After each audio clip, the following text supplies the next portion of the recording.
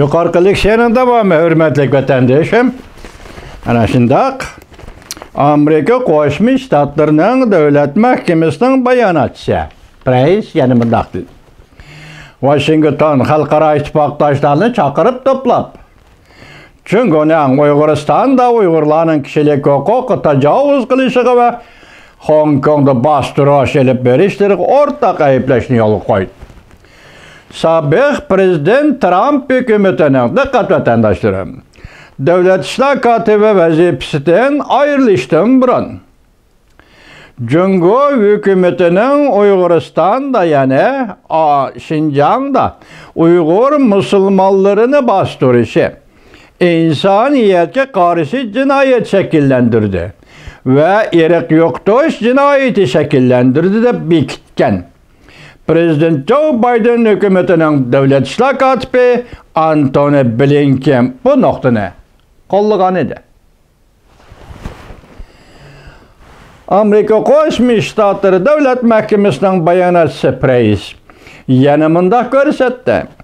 Mushu daqiqalardagi vazifamiz dunyoning har qaysi joylaridagi do'stlarimiz, o'xshash fikrdagi sheriklarimizni chaqirib to'plab cümleden Hindi Tinch okeani rayonidagi, cümleden Yevropa ittifoqi, cümleden butun yer sharidagi barliq joylarda ko'krakni kirib, o'ttirg'i chiqib, xilma-xil lekin o'rtaq sado chiqarib, Uyg'uristonda yuz bergan kishilik huquqqa tajovuz qilish va Uyg'uristonda yuz berayotgan bostirish yuqoridagi masalaga qaytib kelaylik. Hong Kongda ve başka joylarda yuz bergan bostirishlarni ayiblaymiz. Bu dal biz qiladigan ishlardir. Bayonotchi Price, Amerika Qo'shma Shtatlari Davlat Mahkamasining bayonotchisi Price davomlashtirib bunda ko'rsatdi. Biz bu masalada yana davomli ifoda bildiramiz.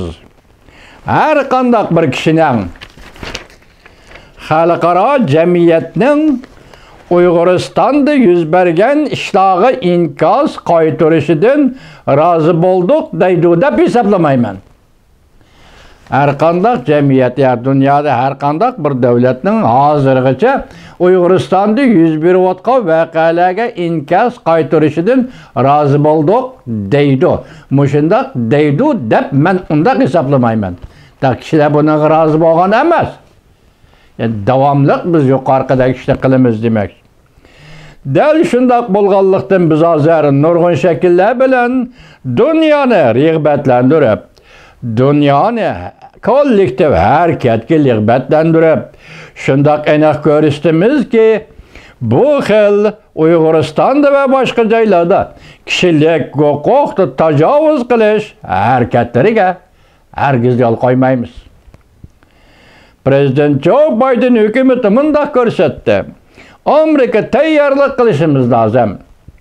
Beijingning Uyg'uristonda, Hong Kongdagi harakatlari hamda Tayvanga tahdid solishlariga cho'qim badal to'latkizamiz. Men yangi siyosat deganim mana yangi gap, tunugun so'ziga leksiyaga selishtiringlar vatandoshlar. Buningdagi eng muhim gap nima desangiz bor? Sabiq prezident Trump hükümetinin Davlat ishlar kotibi yani Mike Pompeo vazifasidan ayrilishdan burun Jungo hukumatining Uyg'uristonda, Xinjiangda Uyg'ur musulmonlarini bostirishi insoniyatga qarshi jinoyat shakllantirdi va irq yo'qotish jinoyati shakllantirdi deb bekitgan. Navbatdagi Davlat Mahkamasining bayonotchisi Price.